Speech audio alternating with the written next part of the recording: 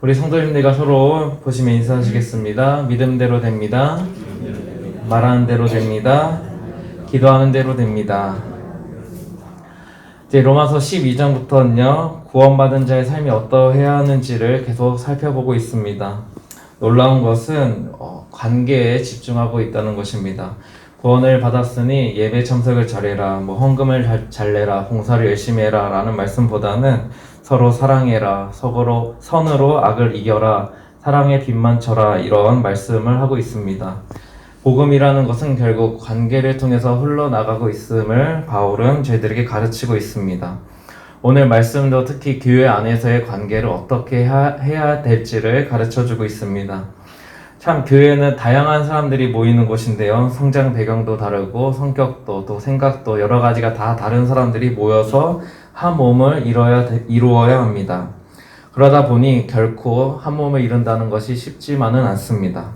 또 어떤 사역을 준비하거나 진행할 때에도 각자 생각하거나 바라보는 관점이 다르기 때문에 때로는 분쟁이 일어나기도 하고 갈등이 생기기도 합니다. 오늘 말씀에서도 이러한 차이가 있을 때 어떻게 해야 할지를 보여주고 있는데요. 그 예시를 바로 믿음을 들고 있습니다. 본문 1절을 함께 읽겠습니다. 믿음이 연약한 자를 너희가 받되 그의 의견을 비판하지 말라. 이 말씀을 통해서 보니까 교회 안에서도 믿음이 연약한 자가 있다는 것입니다. 그렇다면 믿음이 강한 자도 있다는 것인데요. 우리 성도님들께서는 어느 쪽에 속한 것 같으십니까? 믿음이 강하십니까? 아니면 약하십니까? 각자 아마 생각하시는 정도가 있으실 것입니다. 그렇다면 어떤 모습이 강한 믿음이라고 생각하십니까? 또 어떤 모습은 약한 믿음이라고 생각하십니까? 이제 각자 그 기준들이 있으실 텐데요.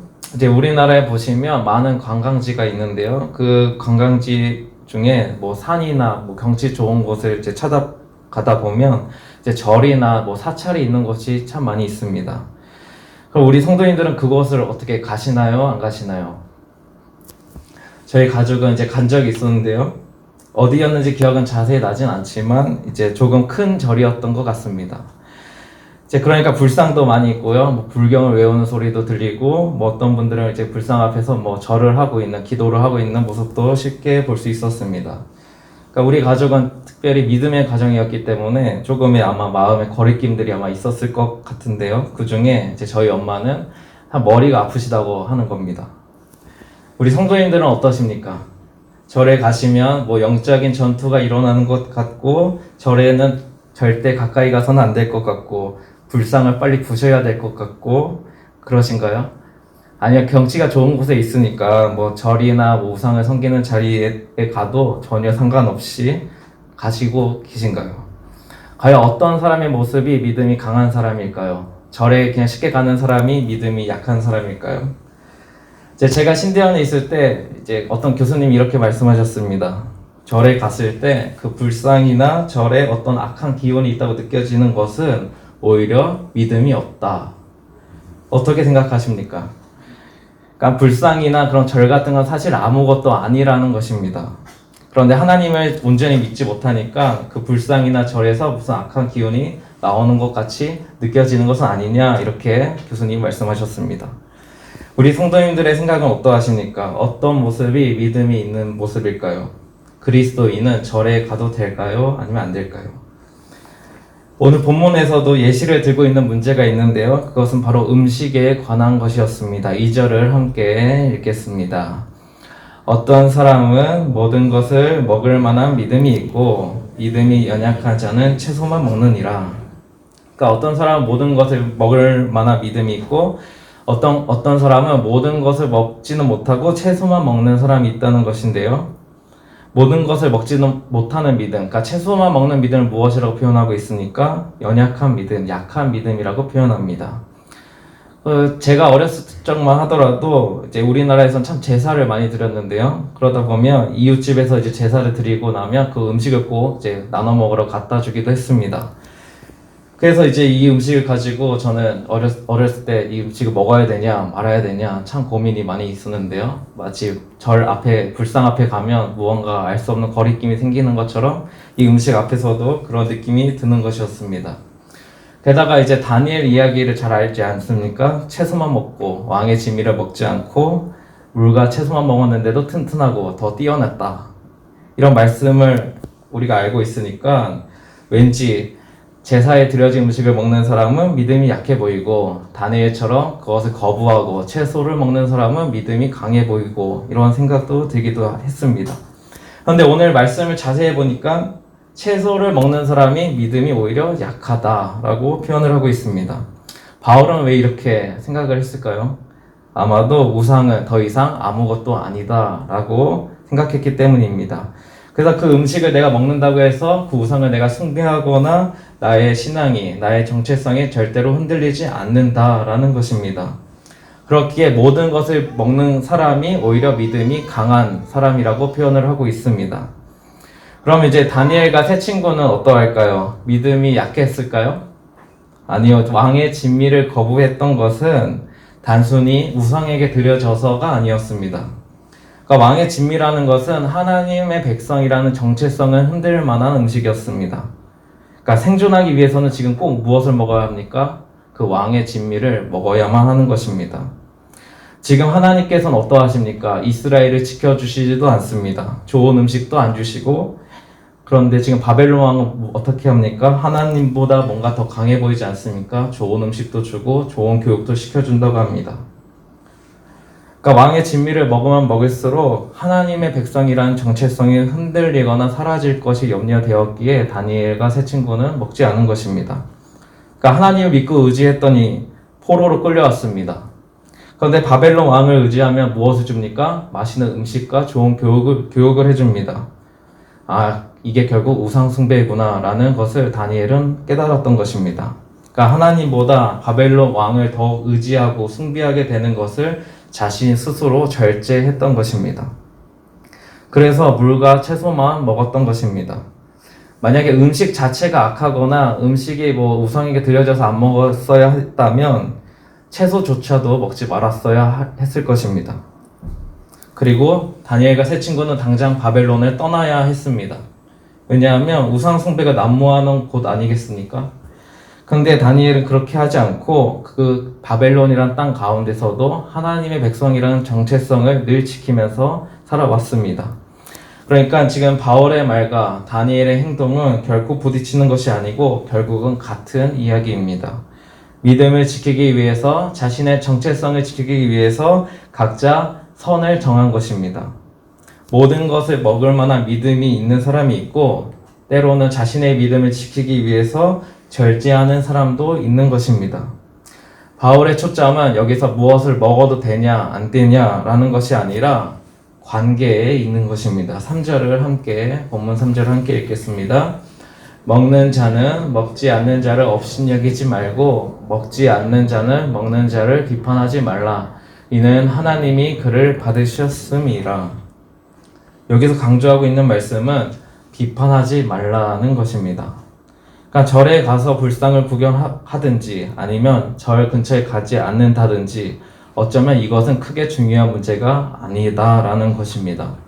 불상을 구경할 때 나의 믿음이 흔들린다면 가지 않는 것이 맞는 것이고 그것을 그냥 단순히 조각상처럼 그냥 돌멩이처럼 느껴진다면 가도 전혀 상관이 없는 것입니다.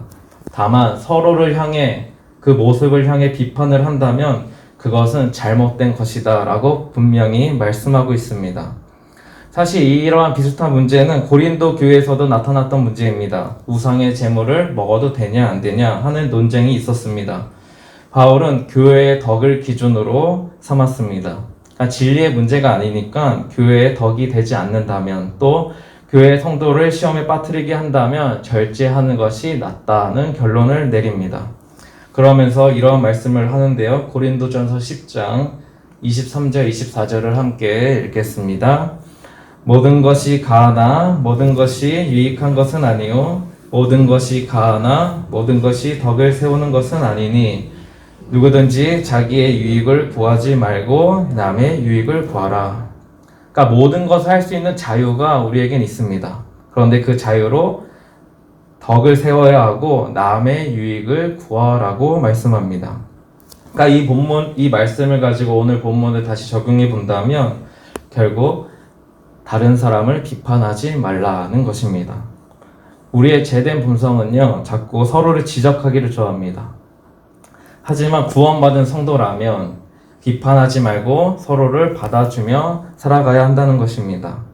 그 이유가 무엇입니까? 본문 3절 마지막 부분을 자세히 보시면 하나님께서 그를 받으셨기 때문입니다. 다시 말해서 하나님께서는 그 사람을 위해서 예수님을 이 땅에 보내셨다는 것입니다. 그 사람을 살리기 위해서 예수님께서는 십자가에서 생명을 희생하셨다는 것입니다.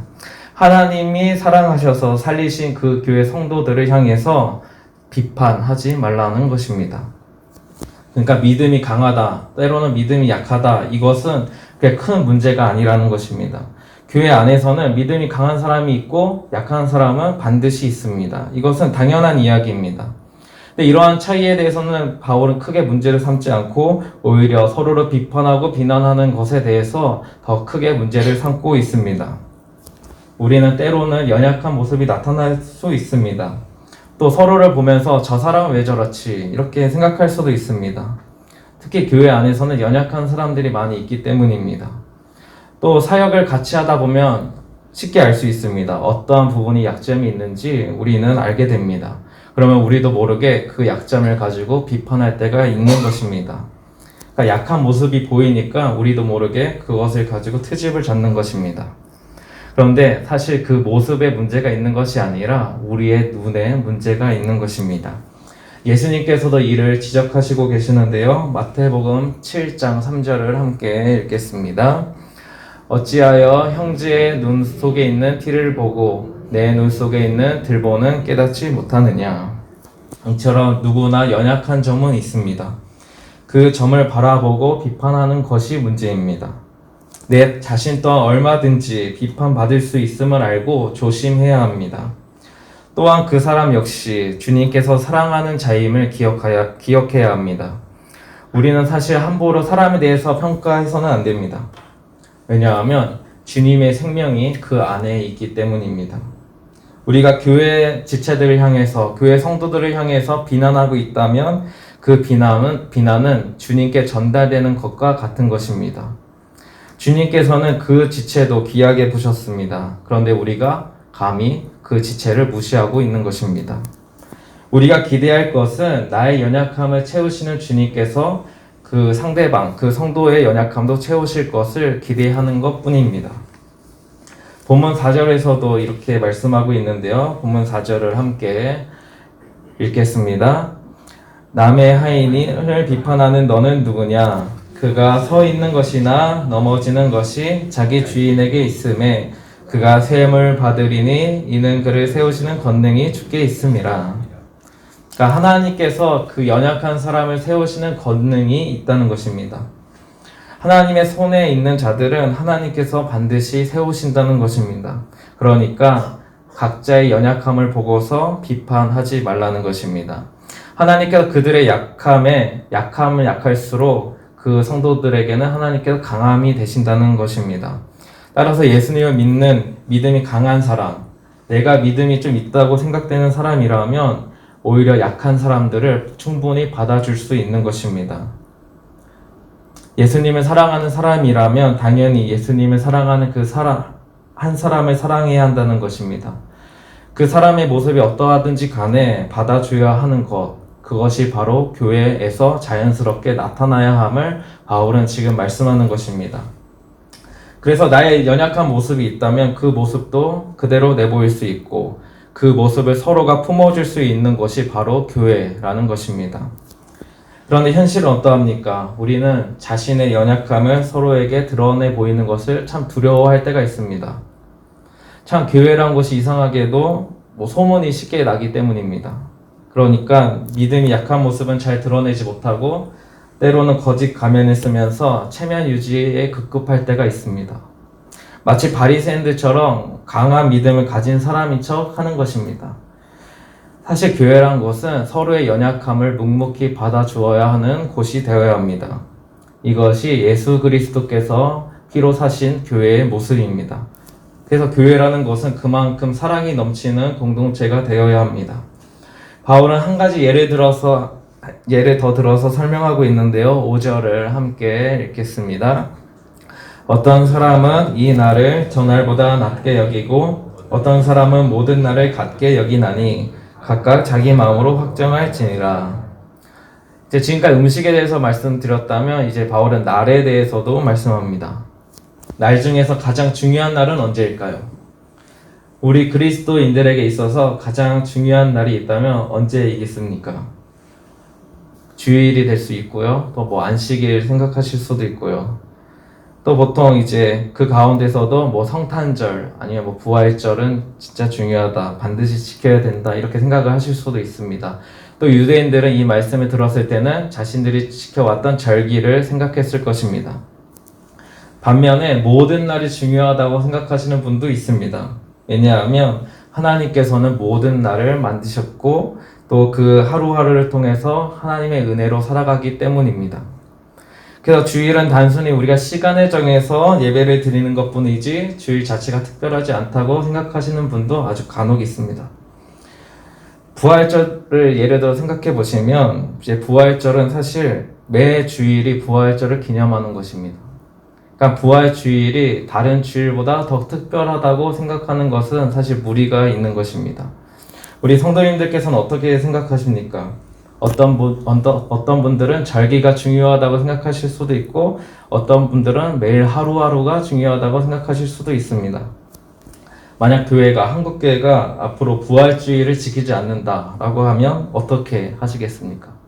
또 반대로 이단인 하나님의 교회처럼 안식일을 지키지 않으면, 안식일에 교회에 출석하지 않으면 구원을 받지 못한다 이렇게 가르치고 있는데요. 이런 가르침에는 또 어떻게 생각을 하십니까?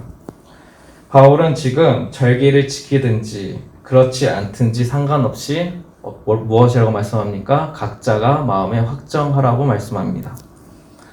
그 차이로 인해서 서로 비판하거나 싸우지 말라는 것입니다. 그러면서 6절을 통해서 오늘 말씀의 결론을 내리고 있는데요. 6절을 함께 읽겠습니다. 나를 중히 여기는 자도 주를 위하여 중히 여기고 먹는 자도 주를 위하여 먹으니 이는 하나님께 감사함이요 먹지 않는 자도 주를 위하여 먹지 아니하며 하나님께 감사하느니라. 이 6절의 초점은 주를 위하여입니다.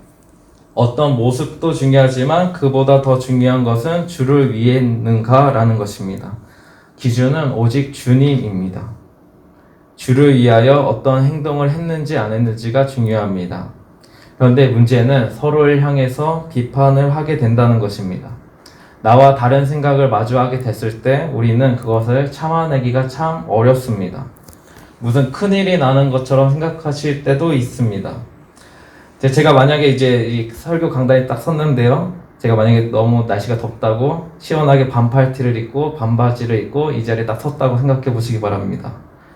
아마 기본도 모르는 목사라고 생각하실 수도 있을 것입니다. 하지만 저는 교회의 덕을 위해서 양복을 입고 강단에 서 있는 것뿐이지 이것을 진리의 문제라고 생각하진 않습니다. 사실 우리에게는 서로를 판단할 능력과 권한은 없습니다. 우리가 보고 듣는 것은 한계가 있기 때문입니다. 우리의 지혜도 부족하기 때문입니다. 그래서 우리가 해야 되는 것은 판단하는 일이 아닙니다. 그럼 우리가 해야 되는 것은 무엇이겠습니까? 우리 본문 1절을 다시 한번 읽어볼까요? 1절을 읽겠습니다. 믿음이 연약한 자를 너희가 받되 그의 의견을 비판하지 말라. 결국 서로를 받아주는 일, 그것이 우리가 해야 되는 것입니다. 나와 다른 모습과 생각, 때로는 내가 생각하기에 부족하거나 연약한 모습이 다른 성도의 모습 가운데 나타날 때도 있을 것입니다. 그럴 때 우리가 해야 되는 것은 비판이 아니라 받아주는 것입니다. 그럼 왜 우리는 받아줘야 합니까? 오늘날 세상을 바라보시면 어떻게 합니까? 자기 생각과 같은 사람들을 같은 편 만들고 나랑 생각이 다르면 다른 편으로 만들고 서로 싸우기 바쁩니다. 그런데 왜 우리는 나와 생각이 다른 사람들을 받아주어야 할까요? 그 이유는 우리가 구원을 받았기 때문입니다. 그래서 구원의 원리가 무엇인지 알기 때문입니다. 우리가 어떻게 구원받았습니까? 그 이야기가 로마서 1장부터 11장에 쭉 기록되어 있지 않습니까? 오직 예수 그리스도의 은혜로 구원을 받았다. 그래서 우리는 우리의 모습이 어떠하든지 간에 예수님은 우리를 사랑하셔서 십자가에 죽으셨다는 사실을 믿는 사람들입니다. 이 사실을 마음 깊이 새기고 있다면 우리 역시 모든 사람을 품어야 하는 것입니다. 예수님의 사랑을 믿는다면, 그래서 그 사랑이 내 안에 가득 차 있다면 우리 역시 교회 지체들의 모습이 어떠하든지 간에 사랑하고 품어주어야 하는 것입니다. 사랑하는 성도 여러분, 오늘날에는 특히 이제 젊은 사람들에게서는 자신의 취향이라는 것이 상당히 강조가 되고 있습니다. 그래서 저 사람은 내 스타일이 아니야. 저 사람이랑은 나는 함께 할 수가 없어. 이렇게 생각을 많이 합니다. 기준은 어디에 있습니까? 내 자신입니다. 성경은 내 자신이 기준이 되는 모든 것을 깨트려야 한다고 우리에게 늘 말씀합니다. 그래서 우리의 기준은 성경이 되어야 하고 곧 예수님이 되어야 하는 것입니다. 우리의 재성은 내 중심, 내 기준으로 살아가라고 가르칩니다. 그래야 안정감을 느낍니다. 그래서 내가 좋아하는 사람, 나와 내가 함께하고 싶은 사람, 내가 인정하는 사람들이랑 함께 있어야 한다고 생각을 하고 편을 나누기 시작합니다. 나랑 생각이 같지 않으면 무슨 큰 잘못을, 큰 죄를 짓는 사람처럼 생각하기도 합니다. 요즘 정치가 참 그런 것 같습니다. 서로의 믿음도 판단하기도 합니다. 내가 생각할 때 믿음이 좋은 사람, 또 그렇지 못한 사람을 나누기도 합니다. 문제는 성경이 기준이 아니라 내가 자꾸 기준이 되어 간다는 것입니다. 사역을 함께 할 때도 마찬가지입니다. 내가 좋아하는 사람, 나와 일하기 편한 사람과 함께 하려고 합니다. 나와 자꾸 부딪히는 사람, 나랑 생각이 맞지 않는 사람들이 있다면 그 사역에는 아예 참여를 하지 않으려고도 합니다. 그러니 서로를 받아주지는 못하고 계속 비판만 하는 것입니다. 하지만 하나님께서는 우리를 교회 공동체로 부르셨습니다. 왜 공동체로 부르셨을까요? 저는 가끔 이런 생각을 해봅니다. 그냥 혼자서 성경책 읽고 찬송 부르고 그냥 예수님 잘 믿으면 얼마나 편할까? 그런데 왜 우리를 공동체로 부르셨을까요? 저는 그것을 일종의 훈련이라고 생각합니다. 하나님의 사랑이, 예수님의 사랑이 얼마나 큰지를 몸소 배우는 것입니다. 서로의 연약함이 부딪힐 때마다 편을 가르고 싸우는 것이 아니라 예수님께서는 우리의 이러한 연약한 모습을 다 아시고도 사랑하셨구나를 느끼게 되는 것입니다. 또 나의 재성을 깎게 됩니다. 저 사람은 믿음이 없어. 신앙생활 아무리 오래 해도 소용이 없나 봐. 이렇게 비판하라고 교회 공동체를 부르신 것이 아니라 각자 생각하고 바라보고 받아들이는 차이가 있고 그래서 나의 생각을 때로는 깎을 줄 알고 나의 고집도 내려놓을 줄 알도록 하나님께서는 우리를 공동체로 부르신 것입니다. 도저히 이 세상에서는 사람들끼리 하나가 될 수 없지만 교회를 통해서 우리를 한 몸으로 이루게 하시려고, 그래서 예수 그리스도의 은혜와 사랑만 나타나게 하시려고 우리를 연약한 가운데 있지만 각자 다른 모습으로 있지만 한 몸이 되라고 말씀하시는 것입니다. 그래서 도저히 함께 할 수 없을 것 같던 사람도 주님의 사랑으로 점차 사랑을 하게 됩니다. 도저히 이해할 수 없을 것 같던 그 사람도 점점 내 마음속에 품게 됩니다. 일종의 콩깍지가 씌워지는 것입니다. 그러니까 주님의 눈이 우리에게 씌워진다고 생각하시기 바랍니다. 그러면 어떻게 보이겠습니까? 모든 사람이 사랑스럽게 보이지 않겠습니까? 사랑하면 무엇을 해도 사랑스러워 보이듯이 주님의 사랑을 통해서 우리는 서로 사랑하며 품어줄 수 있게 됩니다. 여전히 다른 사람들의 연약함이 먼저 보이신다면 주님의 사랑을 간절히 구하셔야 합니다. 주님의 사랑 밖에는 다른 방법이 없습니다. 내가 먼저 주님의 사랑으로 채워져야 합니다. 당장 큰 변화가 없어 보일 수도 있습니다. 하지만 주님의 사랑이 우리 안에 가득 차 있는 한 우리를 새롭게 변화시키시고 우리 교회 공동체를 한 몸으로 이루어 나가실 것입니다. 빌레몬서 1장 6절을 함께 읽겠습니다. 이로써 내 믿음의 교제가 우리 가운데 있는 선을 알게 하고 그리스도께 이르도록 역사하느니라.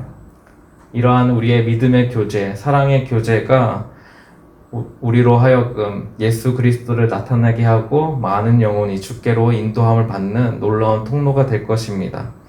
우리는 교회입니다. 또 한 몸입니다. 이 사실을 기억하시며 앞으로의 모든 삶 가운데 서로를 더욱 사랑하는 우리 교회 공동체가 되시기를 기도드립니다.